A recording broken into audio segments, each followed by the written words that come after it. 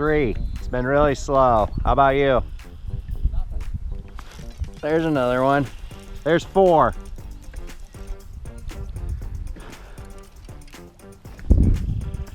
Another bottom hook, folks, on the Neko rig. Best one of the day so far, probably a 14. It's a better fish. All on points, rocky points extending out into the water, and I'm just throwing 45 degrees at them and cutting across them, hoping I can cover all those different depths that come up with that topography as it comes up to the point. This is a different body of water. It's behind some of the others because it's a really deep lake, and this north half of this lake is probably warmer than the south half. There's another one. It's a better fish. 2 in a row. That felt good. That one had some meat behind it when I set the hook on him. Here we go, folks. Better fish out here. Another one just dragging 45 across that point. Bottom hooked again. Just terrible hook sets on these fish, guys. Terrible hook sets. And that's 2 casts in a row though, so at least they're starting to bite, like I said, with this chop coming in. Hopefully this Neko rig will still really start doing what it's supposed to do, but that's a nice fish, guys. That is a beautiful largemouth. I'll take that one all day without complaining. Nice gut on her. That's the kind of fish we want to catch. So Neko rig, like I said, I haven't gave up on the Neko. It's just a matter of trying to get these conditions to work for me, I think. I can't believe I got that fish in. After I pulled those 2 back-to-back bass off that point, I fished for about probably a half hour longer, maybe 40 minutes with no bites, no luck. And then my wife called me, and we had coffee at the lake with her and my daughter. So did that for about another hour or so, and then I went back and fished for about a half hour. Having only about a half hour, 45 minutes left to fish, I went to one last spot. Check it out. This is what happened at the last spot.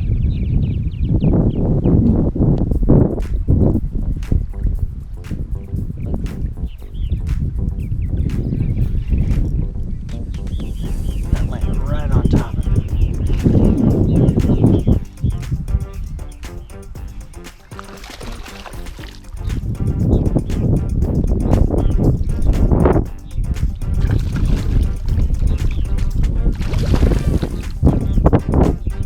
Alright guys, not much to talk about this one. I landed right on top of that fish. That might be the one I just saw jump. There's not much to say about this one. I was just right place, right time. That fish was up there, and I just threw right on top of him. There we go, not a bad one though.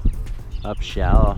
That's probably in a foot or 2 of water, so it goes to show that they're not all deep, and this is the latest part of the day. It's almost 11 o'clock. What I love about the Neko rig over the Ned rig sometimes is that it's just really good at avoiding snags. With the Ned rig, your weight is in the head at the bottom, so it's kind of digging into the dirt and all the trespass down there. But with a Neko rig, the weight is in the bottom and the hook is on top, so it acts more as like a sled, you know. It just pushes everything under it. I've had the same Neko rig on all morning. I've yet to fish a different worm. And what I love about using the Gary Yamamoto Senko is that it's super wide, so that 1/4 ounce weight, nail weight, just sits in there so good. It just sits in there so well without really messing up the profile of the worm. It just works fantastic. So it's just a really good worm presentation in my opinion.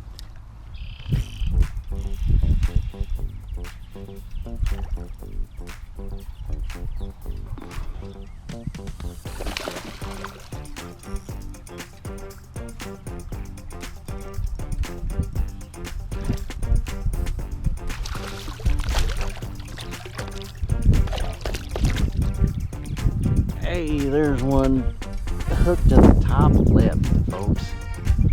Another decent sized fish. About 40 feet from that last one. About the same size. And this is a special little hot tub for bass right here. So there's another decent one. Not bad. Beautiful fish, guys. Another nice largemouth there. Chunker. And what I mean by hot tub is at this lake we got this little, it's a hot tub, guys. It's warmer than the rest of the lake. It's about 4 or 5 feet deep in here, and bass will stack up in it if the conditions are right. All those fish looking for that warm water in the spring. It's definitely a little spot that you need to try, and the nice thing about it is the beaver have it all dammed up there, so a lot of boats can't get in here, but with my kayak I can still access it. And I figured this is where I would end my day, because with the 80-degree high we're supposed to have today, I figured these waters would be heating up again. And I was like, I don't have a lot of time left to fish. I have about 45 minutes. It's super shallow. I don't have a large water column to work. It just really helps you kind of take a lot of water out of the equation, just not having to work a huge water column. I'm only working 4 or 5 feet of water, so I'm working only laterally and not vertically with my little bit of time I have left. It just makes it a lot easier for those fish to find it too, because I don't have to worry about 15 feet of water. I only have to worry about 5 feet of water. So it's a very effective way to fish these slow moving baits if you can assume that bass are in shallow water.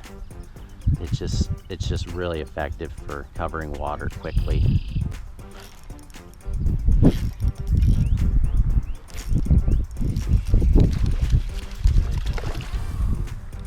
All right, that's a wrap, guys. That is what happened in the last couple minutes of fishing. So I'm really grateful I got to really utilize the last hour of fishing I had. Wonderful day out there. Couldn't ask for a better way to cap the day, other than maybe a few more quality fish. I really wish I had caught a couple larger ones. While I got you guys here, I kind of want to touch base back again on what I was talking about, the Neko rig and how it is so effective with reducing snags and almost eliminating snags sometimes if you have the right bottom content. What I meant by what a Ned rig does is we have a jig head here and the weight is in the head, and what that does is that drives into the bottom and it picks up all that sediment, all those rocks, and it gets buried in that stuff under sticks, twigs, you know, any sort of bottom cover. This head of a Ned rig can just drive itself up into that stuff and get stuck really easily because of the weight being in the head. But the wonderful thing about a Neko rig is the weight is in the tail, and when you're dragging bottom, you're keeping the head up off the bottom, and it's pushing all these sticks right here. It'll push that up under it. Like I say, it's like a sled. It'll push that stuff up under it, rocks, any sort of bottom trespass. A Neko rig with the weight being in the tail will push all that crap underneath the lure, and with the head being up off the bottom, if you keep a tight line and feeling the way of that jig, you'll never drive your hook into any sort of bottom trespass and garbage. You just have a lot easier time avoiding all those snags with the weight being in the tail. Another additional tip is I really like the Gary Yamamoto Senko because it's such a wide profiled worm that you can get those 1/4 ounce. There's a 1/4 ounce nail weight in the bottom there. You wouldn't even know that 1/4 ounce nail weight was in there. An additional thing, and this could be getting hyper focused and hypersensitive, is with it being a wider worm, I think that also helps in alleviating snag because it's a broader surface catching those sticks and twigs and stuff, and it just doesn't bend around all that trespass down there as easy. I don't know, it could be a mental thing, but like we always say, guys, confidence is everything, and if you have everything going for you, making you a more confident fisherman, just go for it, even if it's silly, in my opinion. If you think it works and it helps, just do it. But I really believe that the wide profile of a Senko really helps bury that nail weight, and it also helps push more crap underneath the rig because it is a wider surface rubbing up against rocks and sticks and all the things that bass love to hide in. So that's all I got for you guys. I hope you enjoyed the trip. Check out the recent jig video I just tossed out. It's a short one, but a good one. I think you guys will really enjoy it. So bass are shallow, guys. It's April 18th here in Iowa for me at the time of this recording. And those fish are just gonna go crazy, guys. Bass, crappie, bluegill, everything that I like to target is about to go off. So we're gonna have a busy couple months, hopefully. Getting into summer doesn't slow down for me. I just keep trucking away. So stay tuned. We're gonna have a lot more great videos coming out, hopefully in the near future. And I hope to see you out on the water. Shout out to Corey I met on the water. He was that gentleman I was talking to at the beginning of the video. Nice gentleman, said he watches my videos and he was kind enough to share with me that he appreciates them. So shout out to Corey.